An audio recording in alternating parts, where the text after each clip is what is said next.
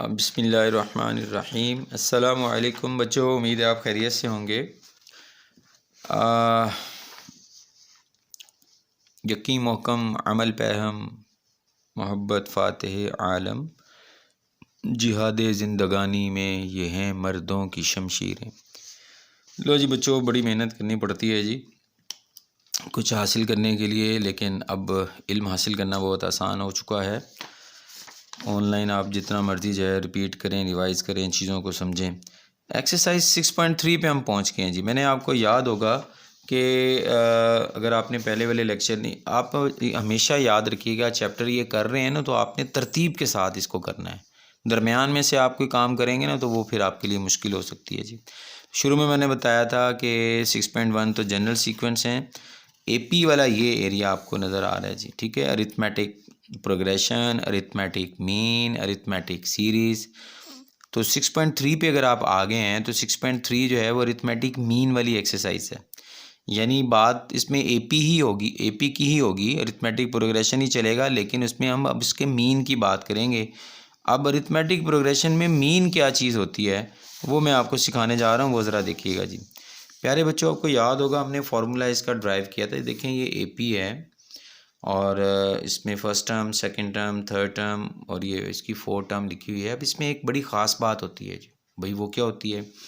अगर आप इसमें कोई से भी इसके 3 नंबर ले लें, चले मैं नए सिरे से यहाँ पे लिख रहा हूँ। 3 है, 7 है, 11 है, 15 है, इसमें 4 ऐड कर रहे हैं ना, तो 19 आ जाएगा, अप टू सो ऑन। ये एपी है, ठीक है।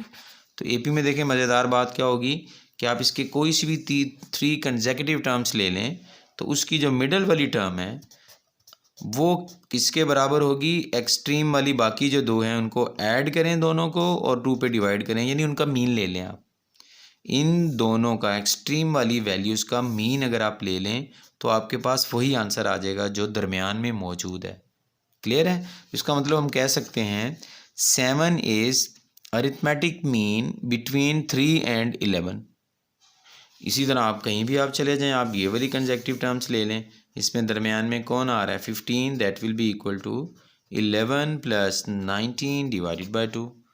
सो 15 is arithmetic mean between 11 and 19। Clear है जी? अब मेरे ख्याल में आपको इंटरेस्टिंग फैक्ट समझ में आ गया है। अगर इसी तरह मैं ये 3 नंबर ले लेता हूँ जी, ए और बी। फर्ज कर लें मैं कहता हूँ ये 3 नंबर एपी में है, आर इन एपी।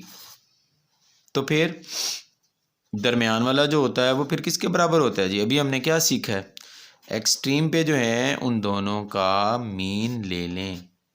तो यही है जी फॉर्मूला जी। अगर आपने अरिथमेटिक प्रोग्रेशन में कोई से 2 नंबर्स के दरमियान में मीन निकालना हो तो ये फॉर्मूला यूज़ करेंगे। तो आपके पास वो 2 नंबर होने चाहिए जिनके दरमियान में आपने मीन फाइंड आउट करना है। तो मुझे उम्मीद है ये आपको चीज़ समझ में आ गई है। अब हम अपने क्वेश्चन जो हैं वो शुरू कर सकते हैं जी। पहला क्वेश्चन यहाँ पे देखें, एक्सरसाइज का क्वेश्चन नंबर 1।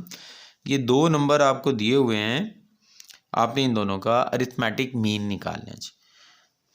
तो इस पहले वाले को आप ए बोल दें, दूसरे वाले को बी बोल दें। तो अरिथमेटिक मीन जो होता है उसका फॉर्मूला ये होता है जी, ए प्लस बी, दोनों नंबर्स को ऐड करें, 2 पे डिवाइड करें जी। तो वैल्यू ऑफ ए आ गई आपके पास ये वाली, वैल्यू ऑफ बी ये आ गई, दोनों को ऐड करेंगे तो ये आ जाएगा 2 को, इसको 8 को 2 से आप कट कर दें तो ये आपके पास आंसर आ गया। सिंप्लीफिकेशन में तो कोई ऐसी बात बताने वाली नहीं है, ठीक है। इसी तरह जो है आगे ये सेकंड पार्ट में ये 2 नंबर आपको इनका मीन निकालना है, अपने अरिथमेटिक मीन। इसको ए बोल दें, इसको आप बी बोल दें और फार्मूले में इन दोनों की वैल्यूज़ पुट कर दें। ये देखें अरिथमेटिक मीन का फॉर्मूला, ए की जगह पे x-3, बी की जगह x+5, सॉल्व किया तो 2x+2 आ गया, 2 कॉमन निकाल के तो ये आपके पास आंसर आ गया। इसी तरह ये भी एक पार्ट है, पहले वाली को आप ए बोल दें, दूसरी वैल्यू को आप बी बोल दें। फार्मूला लिखें, ए की जगह पे इसको पुट करें, बी की जगह उसकी वैल्यू पुट करें। कैंसिलेशन, सिंप्लीफिकेशन अब करनी है आपने।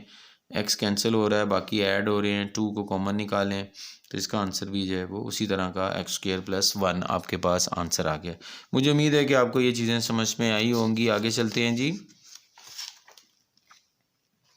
वेरी वेरी इंपॉर्टेंट क्वेश्चन 6.3 का अरिथमेटिक मीन वाली एक्सरसाइज हमारी चल रही है जी भैया। ये सवाल बहुत ही अहम है, बार बार पेपर में आ रहा है। कह रहा है कि अगर 5 and 8 are two arithmetic means between A and B, then find A and B. A और B की वैल्यूज़ आपने फिर फाइंड आउट करनी है। अब दो मीन कहाँ से आ गए जी? भाई दो मीन भी तो हो सकते हैं। ये देखें, मैंने आपको लास्ट में आपको पहले क्या बताया था, याद है?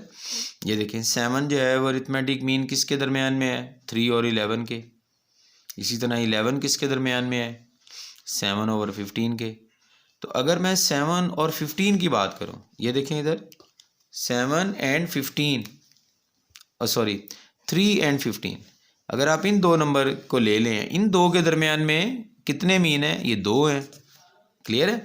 तो दो नंबर एपी में कोई से दो नंबर ले लें, उनके दरमियान में अरिथमेटिक मीन, अगर उनके दरमियान में एक नंबर है तो वो उसका मीन होगा। अगर दो हैं तो दोनों जो हैं उनको हम अरिथमेटिक मीन बोलेंगे। So 7 and 11 are two arithmetic means between 3 and 15। ठीक है, तो इसका मतलब ये हुआ कि जो अरिथमेटिक मीन जो होते हैं दो नंबर्स के बीच में, अगर उनको दो नंबर्स के दरमियान में प्लेस कर दिया जाए तो वो मिलकर एपी बनाते हैं। ये एपी है, ये ज़रा ध्यान में रखिएगा आप। ठीक है, अब यहाँ पे वो हमें क्या कह रहा है? यहाँ पे वो कह रहा है कि 3 और 5 जो है वो दो अरिथमेटिक मीन्स हैं ए और बी के दरमियान में। अच्छा जी, तो अगर हम इन दोनों मीन्स को इनके दरमियान में पुट कर दें, ए 3 5 एंड बी, तो ये देखें दो मीन थे ए और बी के दरमियान में, हमने इनको प्लेस किया तो ये मिलकर अब ये एपी बनेगा। याद रखना है आपने। तो अरिथमेटिक मीन जो है वो दो नंबर्स के दरमियान में, जब उनके दरमियान में उनको प्लेस कर दिया जाता है तो वो सारे नंबर्स मिलकर अरिथमेटिक सीक्वेंस जो है वो बनाते हैं। ये आपने बाय डेफिनेशन याद रखना है। तो प्यारे बच्चों, यहाँ पर भी वो यही कह रहा है। ये देखें क्या कह रहा है आपको, कह रहा है कि 5 and 8 are A Ms between A and B. 5 and 8 A और बी के दरमियान में ये दो अरिथमेटिक मीन है। तो ये अगर मैं इस तरह इनको तरतीब से ऐसे लिख लूँगा फिर, तो ये मिलकर क्या बनाएंगे? एपी बनाएंगे। तो ये एपी बन गया जी। अब ज़रा गौर से देखिएगा, एपी की जो होता है उसमें आप कोई सा भी आप 5 देखें, 5 क्या है? फिर 5 ए और 8 इन दोनों का मीन है। तो अरिथमेटिक मीन वाला फॉर्मूला मैंने यूज़ किया है यहाँ पे। ठीक है जी, 5 क्या है? मीन है। किस किस के दरमियान में? ए और 8 के दरमियान में। A and 8 divided by 2। 5 is arithmetic mean of A and 8। ठीक है, इसी तरह आप इन दो को ले लें। अभी तो मैंने इसकी बात की है ना आपको, ये देखें इन तीनों की बात की है। तो 5 जो है वो क्या होगा? Will be equal to A plus 8 divided by 2। और अगर मैं इन तीनों की बात करूँ, ये तीन जो है, तो इसमें इन तीनों के दरमियान में कौन आ रहा है? 8 आ रहा है। तो 8 जो है that will be equal to 5 plus B divided by 2। तो मुझे उम्मीद है मैंने बड़ी डिटेल से आपको बता दिया है, टाइम भी ले लिया आपका काफ़ी। बहरहाल जी, यहाँ से अब आप इसको सॉल्व करें, ए की वैल्यू निकाल लें, यहाँ से सॉल्व करके बी की वैल्यू निकाल लें। ये इधर 10 हो जाएगा, 8 इधर जाके माइनस होगा तो ए की वैल्यू 2 आ गई। इसी तरह ये 2 इधर आके 8 से मल्टीप्लाई होके 16 हो गया, 5 इधर आके माइनस होगा तो ये 11 आ गया आपके पास। ए और बी की वैल्यूज़ आ चुकी हैं आपके पास। अब बच्चों अगला क्वेश्चन है हमारे पास, वो ये है कि हमने 3 और 11 के दरमियान में 3 AMs जनरेट करने हैं, 3 अरिथमेटिक मीन्स। तो हम सपोज कर लेते हैं कि ये 3 AMs जो हैं बिटवीन 3 and 11, ये तीन हैं वो required, A1 A2 and A3। ये तीन अरिथमेटिक मीन्स हैं बिटवीन 3 and 11। ठीक है, तो फिर मैंने अभी क्या बताया था आपको कि 3 और 11 के दरमियान में अगर तीनों मीन्स को प्लेस कर दिया जाएगा तो ये मिलकर क्या बनाएंगे? एपी बना देंगे। ये अब अरिथमेटिक प्रोग्रेशन बन गया जी, जिसमें आपकी फ़र्स्ट टर्म जो है, ये देखें ये फर्स्ट टर्म जो है वो 3 के इक्वल आ गई। 1 2 3 4, और ये 11 जो है ये आपकी 5th टर्म बन गई, 5वीं टर्म बन गई। अब हमें इनकी वैल्यू चाहिए ना, A1 A2 और A3 की एग्जैक्ट वैल्यूज़ चाहिए। तो ये वैल्यूज़ तब आप निकाल सकेंगे क्योंकि ये सारा AP है, अगर आपके पास A और D हो, दोनों वैल्यूज़ होंगी तब ये निकलेंगे। तो A तो हमें उसने दे दी है जी, फर्स्ट टर्म तो हमारे पास है, अब हमने D निकालना है किसी तरह। वो हम कैसे निकाल रहे हैं वो देखिएगा। ये टर्म नंबर 5 है जी 11, और 5वीं टर्म को कैसे लिखा जाता है? A + 4D। 11 के इक्वल आ गया जी। अब इसमें ए की वैल्यू जो आपने यहाँ से बताई है वो आप पुट कर दें, 3 उधर जाके इसमें से माइनस हो जाएगा, 8 आ जाएगा। डी की वैल्यू कितनी आ गई जी? 2 आ गई जी।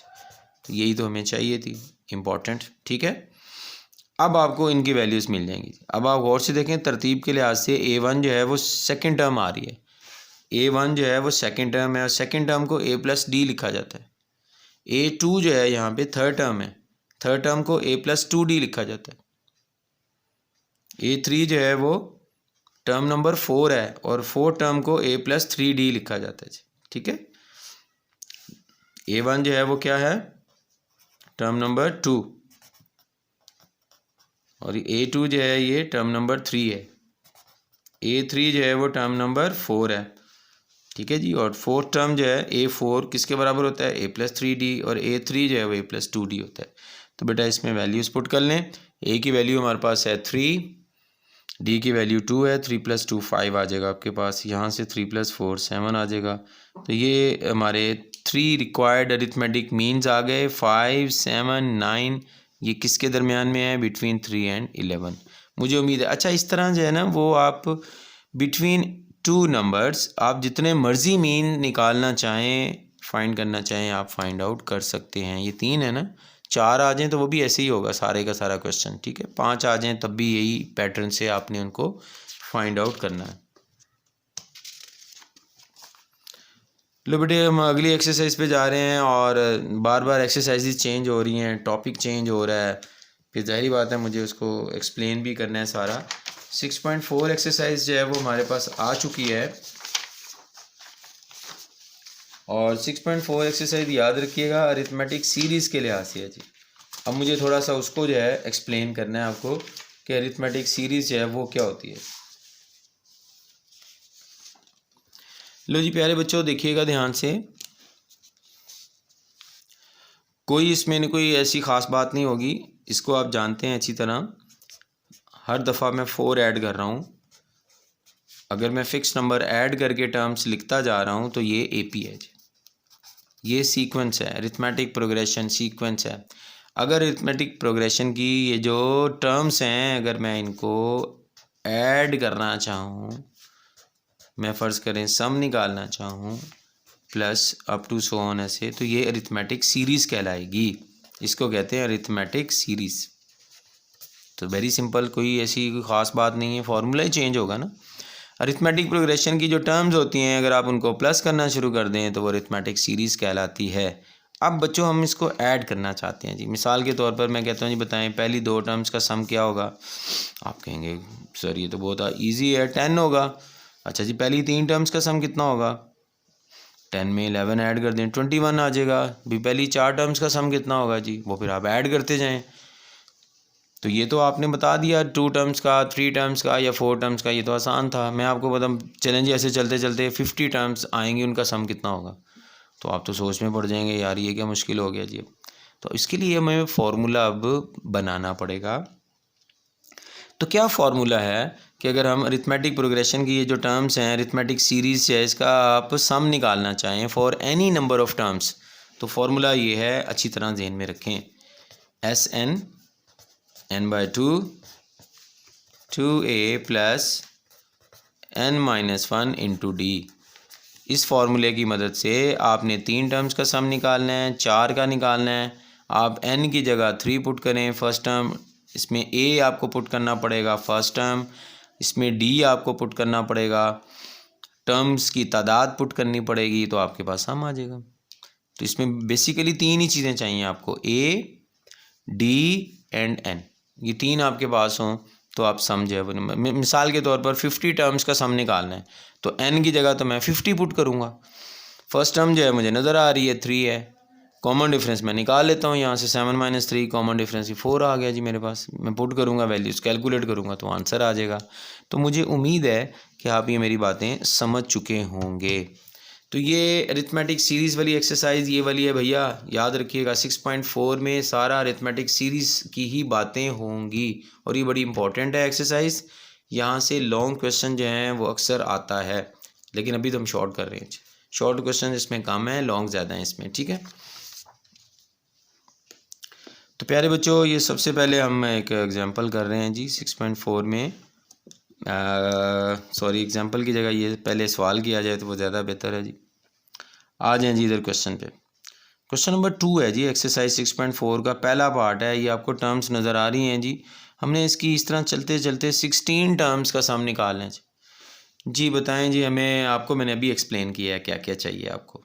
फर्स्ट टर्म आपको -3 आपके पास है, डी निकालने हैं। -1 में से इसको माइनस करें, ये देखें डी जो है वो 2 आ गया।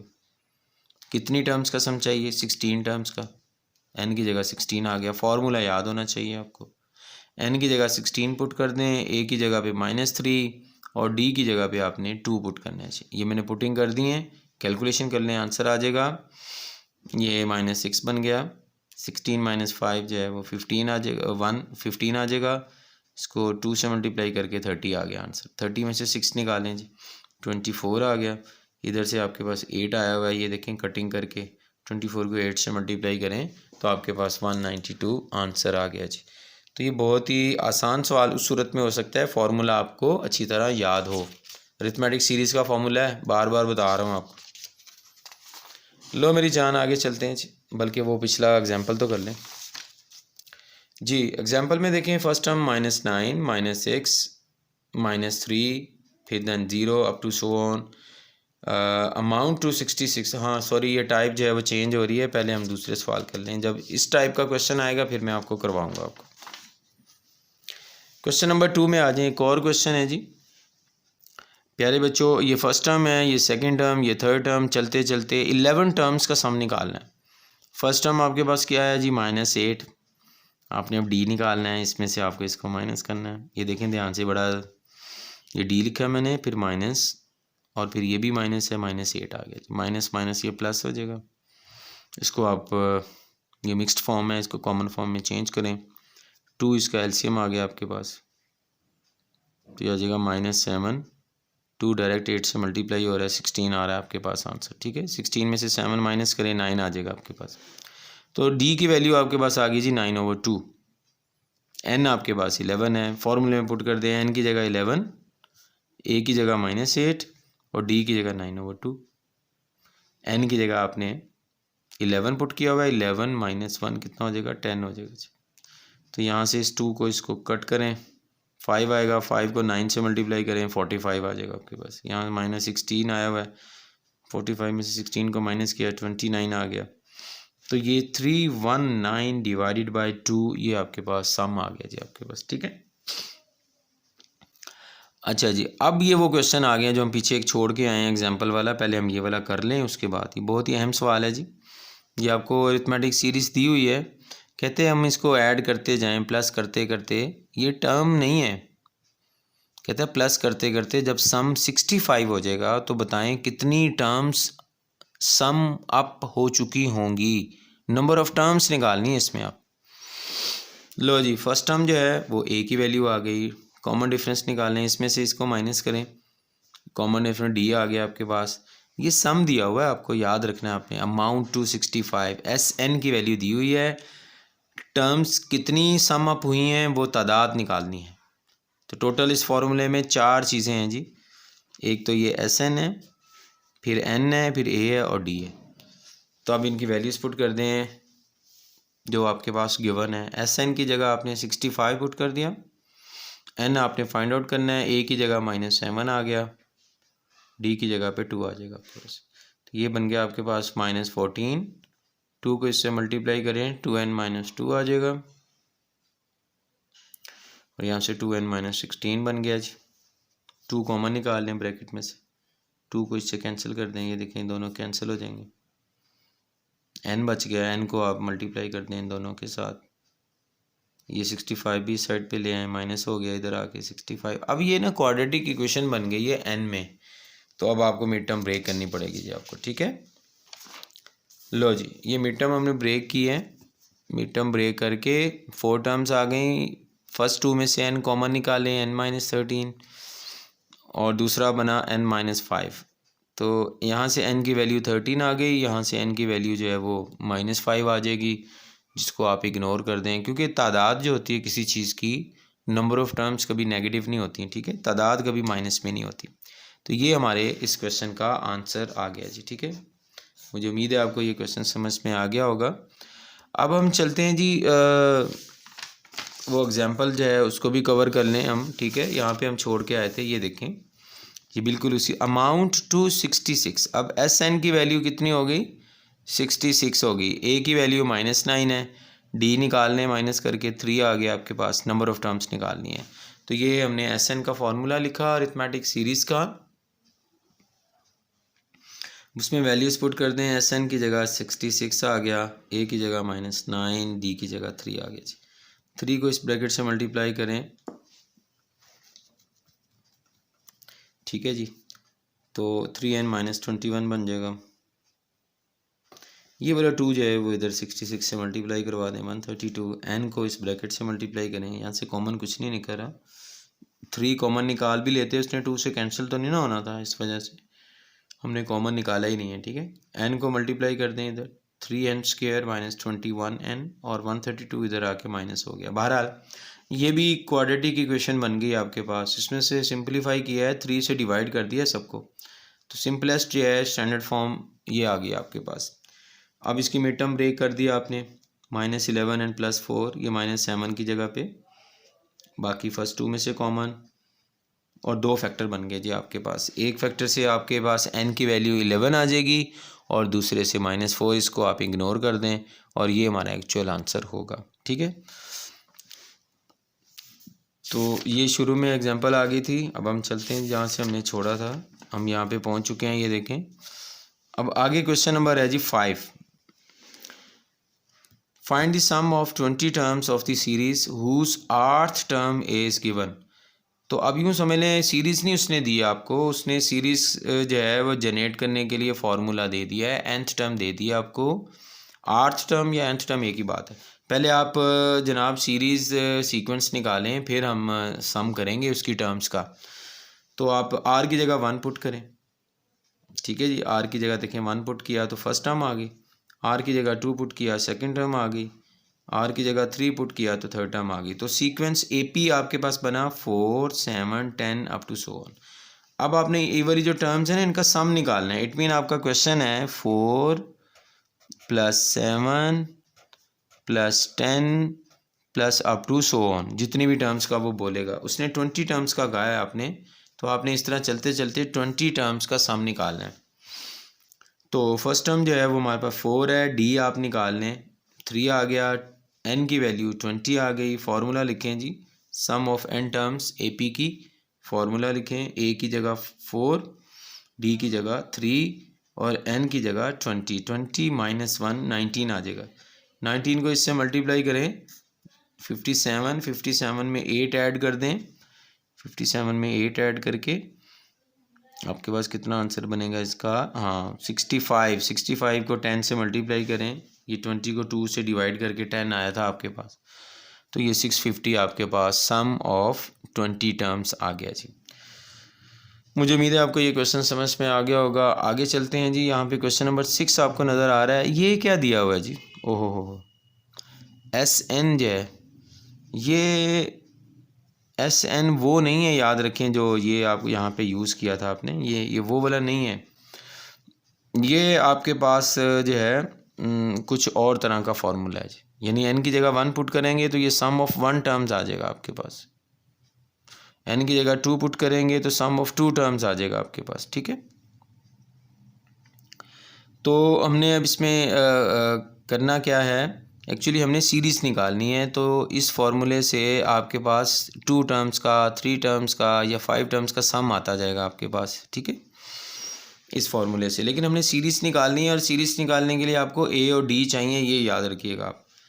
चलें जी, n की जगह 1 पुट करें इस फार्मूले में, S1 जो 1 के इक्वल आ गया। अब n की जगह 2 पुट करेंगे, देखें 2 × 2 × 2, ये 4 बन जाएगा। 4 - 1 × 2, ये आपके पास आंसर आ गया 6। ठीक है, 4 - 1 जो है वो 3 आएगा, 3 को 2 से मल्टीप्लाई करेंगे 6 आ जाएगा। अब इसी फार्मूले में n की जगह 3 पुट करेंगे तो 15 आ गया। इसी फार्मूले में n की जगह 4 पुट करेंगे तो 28 आपके पास आंसर आ गया जी। अब ज़रा गौर से देखिएगा ध्यान से, सम ऑफ 1 टर्म्स हैं जी, वन टर्म का सम क्या होगा जी, वन टर्म का सम तो वही फर्स्ट टर्म ही हो जाएगी। इसका मतलब यह है कि फर्स्ट टर्म जो है वो S1 के ही बराबर होगी। अगर आपने सेकंड टर्म निकालनी है तो फिर आप क्या करेंगे, टू टर्म्स के सम में से वन टर्म आप माइनस करवा दें, S2 माइनस S1, तो ये आपके टर्म नंबर 2 आ जाएगी आपके पास। ठीक है जी, मैं आपको यहाँ से ज़रा समझाता हूँ। ये देखिए हमने सीरीज निकाली है ना, यहाँ से आपको क्लियर होगा। 1 है 5 प्लस 1 5 प्लस 9 प्लस 13, ठीक है जी। अब बताएं सम ऑफ वन टर्म्स क्या होगा, S1 1 होगा। सम ऑफ टू टर्म्स 6 हो गया जी। सम ऑफ थ्री टर्म्स 15 हो गया जी। सम ऑफ फोर टर्म्स 13 इसमें ऐड कर दें 28 हो गया जी। ठीक है, अब मैं आप बताएं कि अगर आपको सेकंड टर्म चाहिए, आपको ये सेकंड टर्म तो 5 है यहाँ पे, तो वो कैसे आएगी आपके पास, ये ज़रा गौर से देखें, दोनों को माइनस करके आ रहा है कि नहीं आ रहा। इट मीन्स अगर आपको सेकंड टर्म चाहिए तो आप क्या करेंगे, S2 में से S1 को माइनस करेंगे। इसी तरह अगर आपको थर्ड टर्म चाहिए विच इज़ 9, ये कैसे आएगी जी, तो आप इन दोनों को माइनस करें। ये देखें ध्यान से, 15 में से 6 को माइनस करें, 9 आ रहा है आपके पास। तो इसका मतलब अगर आपको थर्ड टर्म चाहिए तो कैसे आएगी, S3 माइनस S2 से आएगी। तो मुझे उम्मीद है आपको ये बात समझ में आ चुकी होगी। तो ये हमने सेकेंड टर्म चाहिए तो S2 माइनस S1 कर दें, थर्ड टर्म चाहिए तो S3 माइनस S2 कर दें। तो इस तरह ये फर्स्ट टर्म आ गई सीरीज़ की, सेकंड टर्म, थर्ड टर्म और ये फोर्थ टर्म, और ये सीरीज़ हमारे पास आ चुकी है जी। उम्मीद है आपको ये बात समझ में आ गई होगी। बाकी हम नेक्स्ट टाइम करेंगे क्योंकि